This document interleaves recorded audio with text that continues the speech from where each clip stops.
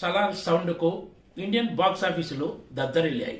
December 22న ఈ cinema ప్రపంచవ్యాప్తంగా విడుదలైన విషయం తెలిసిందే. తొలి రోజు ప్రపంచవ్యాప్తంగా సలార్కు 175 కోట్ల రూపాయల గ్రాస్ వసూళ్లు దక్కాయి. ఒక్క భారత్లోనే 95 కోట్ల రూపాయల వసూళ్లు వచ్చాయంటే ఈ సినిమా ఎంత సంచలన విజయం నమోదు చేసిందో అర్థం చేసుకోవచ్చు. ఇప్పటి వరకు ఏడాది తొలి రోజు అత్యధిక వసూలు సాధించిన సినిమాల్లో షారుఖ్ ఖాన్ కు చెందిన జవాన్ ఉంది. ఈ సినిమాకు తొలి రోజు 75 కోట్లు రాగా సలార్ సినిమాకు ఏకంగా 95 కోట్ల రూపాయల వసూలు వచ్చాయి. దీంతో షారుఖ్ ఖాన్ రికార్డును ప్రభాస్ తిరగరాసినట్లయింది. ప్రశాంత్ నీల్ దర్శకత్వంలో తెరకెక్కిన సలార్ సినిమాలో ప్రభాస్, పృథ్వీరాజ్ సుకుమారన్లు కీలక పాత్రలు పోషించిన విషయం తెలిసిందే. KGF 2 తర్వాత వచ్చిన సినిమా కావడంతో దీనిపై భారీ అంచనాలు ఏర్పడ్డాయి. అంచనాలకు అనుగుణంగానే వసూళ్లు దుమ్మురేపాయి.